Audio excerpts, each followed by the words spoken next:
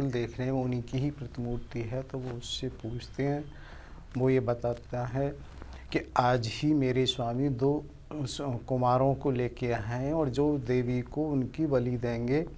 और जब वो उसको हनुमान जी देखते हैं तो वो पूछते हैं तुम्हारा प्रतिरूप क्यों ऐसे कैसे हो। तो वो ये बताता है, एक बार नारद ऋषि मुझे आए थे, उन्होंने अवगत कराया था कि मैं हनुमान जी का पुत्र हूँ। कि कैसे? हनुमान जी को बड़ा मुझे लगता है कि मैं तो बाल ब्रह्मचारी हूँ, लेकिन मेरा पुत्र, और वो कैसे?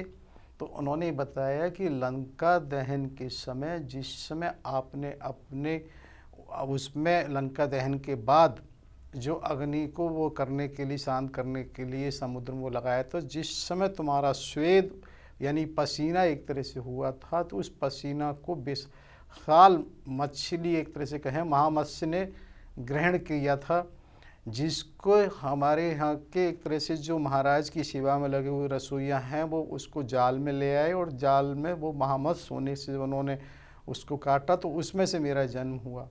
हालांकि यहाँ ये प्रश्न लगता है कि भाई 1 महीने से कम का समय ये कैसे हो सकता है, क्योंकि ये सब चीज़, लेकिन इसको ऐसी बात नहीं है, सब कुछ संभावना इसलिए है कि मत्स्य का वास्तव में जो ड्यूरेशन ऑफ प्रेगनेंसी होता है, जिसे कहा जाए, वो 2-3 हफ्ते से लेकर 3 साढ़े 3 साल तक का होता है। वो अलग अलग उसके हिसाब से होती हैं, तो वो इसलिए हो सकता है कि इतने पीरियड का भी होता है।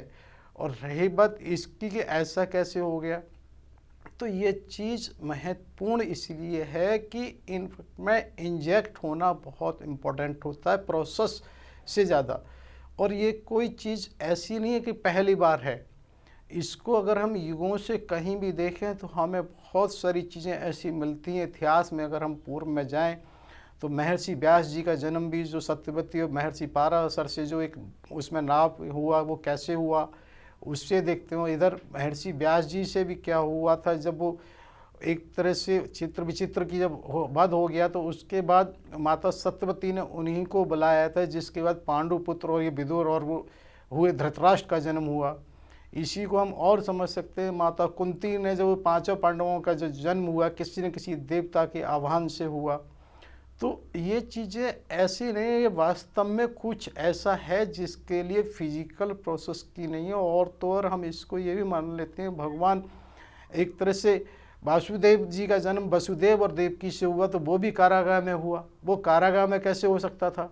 वहाँ 8 संतानों को जन्म हुआ। तो वो कहीं न कहीं चीज़ें ऐसी हैं। और इसको और हम वर्तमान में सरल तरीके से, वर्तमान का जो IVF प्रोसेस है उससे देख लेते हैं कि वहाँ भी इनफैक्ट में एक इंजेक्ट करने का प्रोसेस है, कि चीज़ें इंजेक्ट कैसे हो सकती हैं। वास्तव में ये चीज़ ऐसी है, क्योंकि हम ये मानते हैं कि ये तो सब जानते हैं कि गर्भस्थ शिशु कहीं ना कहीं गर्भ से जुड़ा होता है, और जिसकी वजह से वो माता के द्वारा ही सुनता समझता, भोजन भी उसी से लेता है, यानी कि जो माता के भोजन से उसको भोजन मिल रहा है। तो सारी चीज़ें जुड़ी हुई हैं, और इसी की वजह से हमारे यहाँ संस्कारों का भी ये कहा जाता है कि संस्कार उसे मिल रहे होते हैं गर्भस्थ शिशु को। और इसके लिए हमारे ये बराबर कहा जाए कि जहाँ हम ये देखते हैं, हिरण्यकश्यपु की पत्नी जो कयादु थी, उनके पुत्र प्रहलाद हुए। तो जब ये देवताओं ने, क्योंकि हिरण्यकश्यपु वहाँ उस समय तपस्या में गए थे, तो बद उन पे वो आक्रमण किया था। तो ऐसा भी आता है कि एक तरह से इंद्र उनको ले जा रहे थे कयादु को, तो उन्होंने छुड़ाया कि उन्होंने सोचा कि इसका पुत्र भी कहीं ना कहीं राक्षस होगा। तो नहीं, बोले इसका पुत्र तो भगवत भक्त होगा। तो उसको छुड़ाते हैं और उसको बाकायदा सारे संस्कार देते हैं, जिसकी वजह से भक्त प्रहलाद आज भी हम जाना जाता है।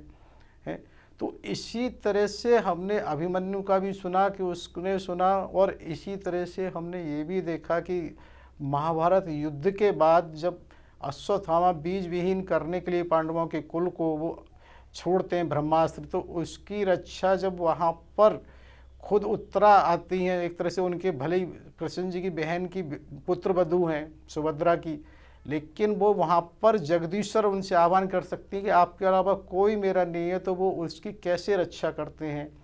तो ये चीज़ इसलिए है कि बहुत कुछ जानना बाकी है कि वास्तव में हमारे ज्ञान विज्ञान इस तरह की थी, और कि उस चीज़ को जाना गया तो वो इंजेक्ट होना। और इसको बहुत आसान तरीके से ये समझ सकते हैं, सबने बहुत समय नहीं हुआ, 5 साल पहले कोरोना देखा था कि कोरोना के वायरस के लिए कितनी दूर से भी वो इंजेक्ट कर जाता था। तो सिर्फ इंजेक्ट की बात है और बाकी सारे प्रोसेस तो ऑटो हो जाते हैं। तो ये संभव है कि इस तरह से हनुमान जी को, और हम ओरिजिन ऑफ लाइफ में जब जाते हैं तो भी वहाँ पर कहीं वैज्ञानिकों ने ये माना था कि पसीने से भी उत्पत्ति का कारण जीव की हुई, क्योंकि किसी न किसी तरह का वहाँ से जीव की उत्पत्ति उससे भी मानी जाती है। तो इस तरह से ये माना गया, जो मकरध्वज ने बताया कि ये संभव है, लेकिन उसने भी अपने को स्वामी भक्त होने के कारण उनको रोका है और वहाँ उसका युद्ध हुआ। उसने कहा कि मैं ऐसे नहीं जाने दूंगा, क्योंकि इधर हनुमान जी के पास भी समय बड़ा कम है। तो वो ऐसा कुछ आता है कि वो द्वार पर ही उसकी पूंछ से ही उसको मकरध्वज को बांध कर अंदर जाते हैं। अंदर जब जाते हैं तो वहाँ ये देखते हैं कि एक तरह से जैसे कि बलि देने से पूर्व पूजा होती है, सब उस तरह से प्रभु की वो हो रही है। दोनों को, कुमारों को नहला के धुला के उनका बड़ी वो जैसा होता है कि स्नान भी, उसको फुलील और सब लगा के उसकी तैयारी चल रही होती है। तो वो वहाँ तब ये देखते हैं कि अब इनको कैसे छुड़ाया जाए। तो इसमें दो चीज़ें भिन्न भिन्न आती हैं। कहीं वो श्री श्री सुदर्शन चक्र जी द्वारा आता है रचित, उसमें ये आता है अहिरावण के नाम से जो आ रहा है अध्याय की, उसमें ये माना गया कि वो वहाँ पर देवी के स्थान पर ही स्वयं पहुँच जाते हैं और वो ये देखते हैं कि किस तरह से उनके साथ हो रहा है। और अंत में उनसे ये भी कहा जाता है कि तुम अपने प्रिय को याद कर लो, जो भी तुम्हें हो। तो वो कहते हैं हमारा तो कोई प्रिय है ही नहीं, हनुमान जी हैं, हम तो हनुमान जी को याद करते हैं। तो हनुमान जी वहाँ इस तरह से करते हैं। लेकिन इससे जुड़ा हुआ एक और प्रसंग आता है परम अवतार श्री कृष्ण का, जिसमें 17 दिसंबर 19 का एक प्रसंग है कि उसमें ये बताया जाता है कि वहाँ पर भगवान एक तरह से जब सत्यभामा और उनके साथ रुक्मिणी जी के साथ वार्ता चल रही होती है, भाई नरकासुर का वध आवश्यक है, इसने बहुत सारी महिलाओं का इस तरह से 16,000 से अधिक का किया है। तो ये प्रसंग वहाँ पर आता है कि इसे प्रभु छोड़ना नहीं। तो वो ये कहते हैं कि नहीं, तुम्हारा जाना मेरे साथ जरूरी है, इसका वध सत्यभामा के लिए उनसे जुड़ा हुआ है। तो इधर क्या होता है कि जो वैकुंठ लोक में नारद जी और इंद्र वहाँ चर्चा कर रहे होते हैं कि ये सत्यभामा का कैसे जुड़ा हुआ इसका है, तो वहाँ ये सुनाते हैं कि सत्यभामा कोई और नहीं है, ये जो त्रेता युग में एक तरह से अहिरावण की जो देवी थी भूदेवी, वो उस तरह से है। तो उसका वो प्रसंग सुनाते हैं कि कैसे क्या हुआ। तो वहाँ पर वो ये कहते हैं कि जिस समय उसको वहाँ अहिरावण पाताल में ले गया था, तो जब पाताल में लेने के जाने के बाद जब वो बलि देना चाहता था, तो हनुमान जी वहाँ पहुँचते हैं। तो उन्होंने भूदेवी से पूछा कि इस तरह से मेरे प्रभु की हैं, तो मुझे कैसे इसको वध किया जा सकता है रावण का।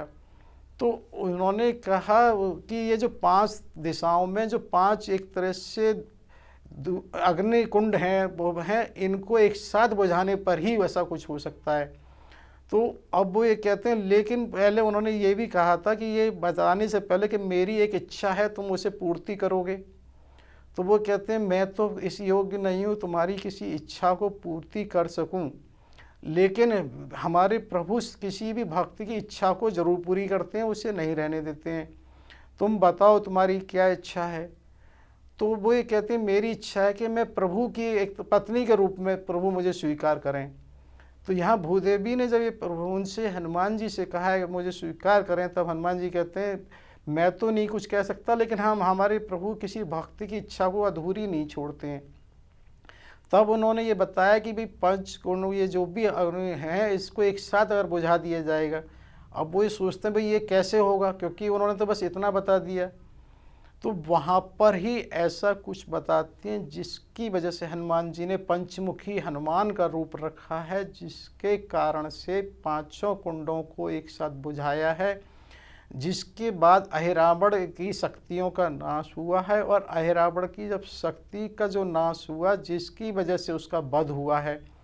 और जब उसके वध के बाद ही तो ये चीज़ ये बताने की साथ साथ ये थी कि जब वहाँ सत्यभामा है, तो ये देखिए अगर वहाँ श्री राम वन गमन नहीं होता तो वो अहिरावण उनका वो नहीं करता अपहरण एक तरह से, और वो पाताल लोक में नहीं लाता। पाताल लोक में नहीं लाता तो जो भूदेवी हैं वो कैसे उनकी इच्छा होती, यानी कि भूदेवी की जो इच्छा थी वो उसका द्वापर में जाके पूरा होता है, वो सत्यभामा के रूप में सत्यभामा के भगवान रूप में। कृष्ण की वो बनती हैं। तो चीज़ें